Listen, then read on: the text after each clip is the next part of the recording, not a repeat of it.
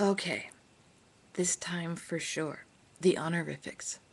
San, chan, sama, dono. 4 honorifics for you to learn today. San.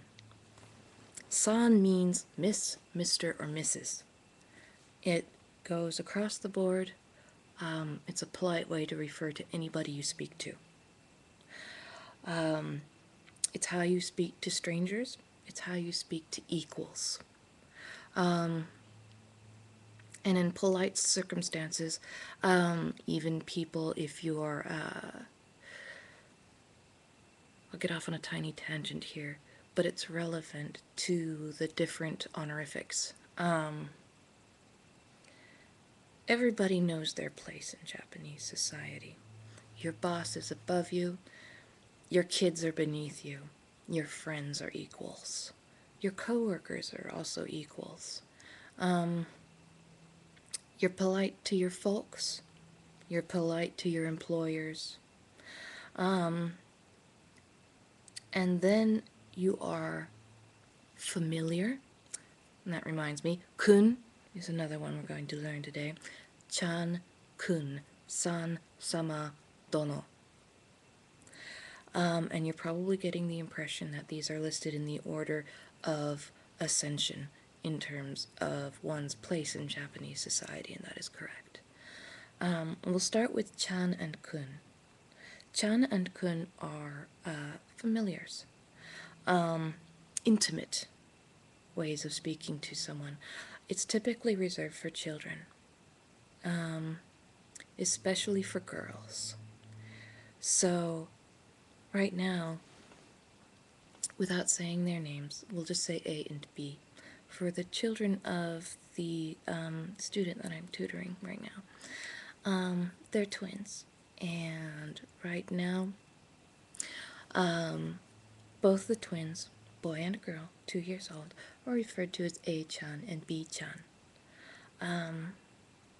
We don't have an equivalent of this in English. It's simply what you say to a child, or how you address a child. Of course, when mom's being serious and when she wants to get their attention, she will refer to especially her daughter, who is the chief troublemaker of the twins, as a son, and the kids know she's being serious at that point. When you're in a family and you're in the in-group, you may also say their name without a honorific generally. So, but usually you're going to use chan in an in-group situation, even with your own children. So let me give you a good size name. Okay, Ichiro.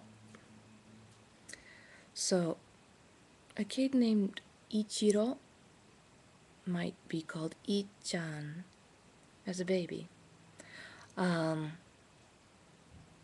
Or he would be called Ichiro-kun.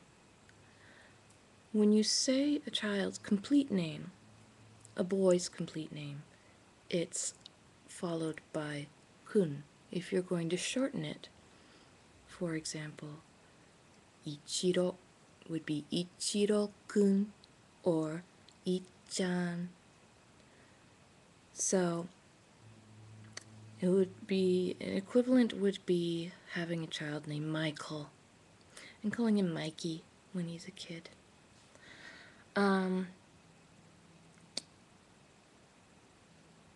With girls, it's different. You can use a nickname, but even if you use her complete name, it'll still be Chan. You seldom use kun with a girl unless she's maybe tomboyish.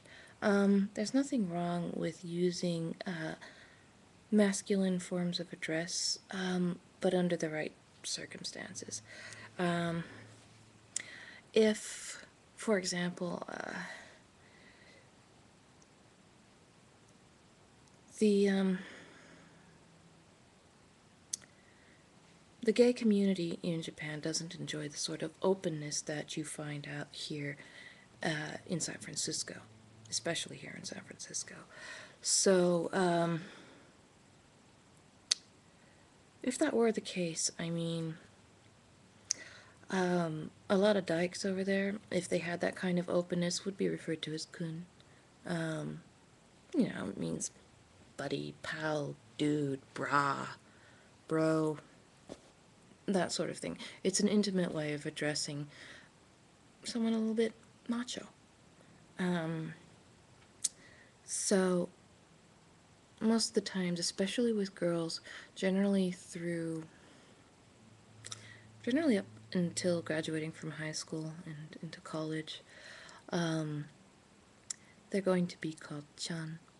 And so,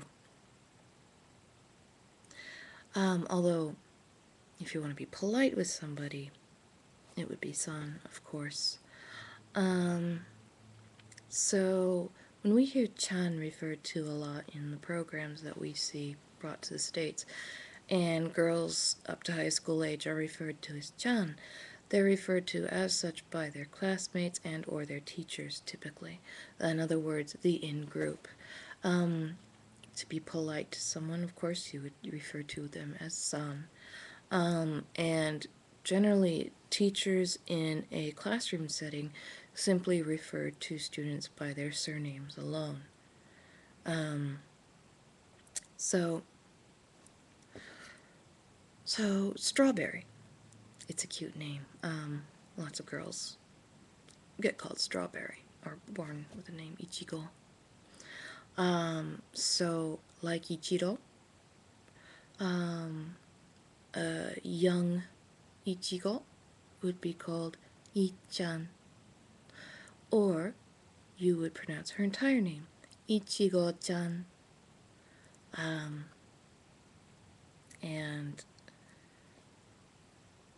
that would be the case. There's no Ichigo-kun for young girls. Moving right along and running out of time. So I think we've pretty much gone over chan and kun. Now, when you're referring to someone as your equals, or you're just being polite to them, whether it's your boss, your coworkers, your friends, your parents, it's going to be san. Following that, though, you hear this quite frequently, sama. Sama is used in certain ritual situations. It's subservient speech, or humble speech. And there is a lot of discussion as you become more fluent in Japanese about humble and honorific speech.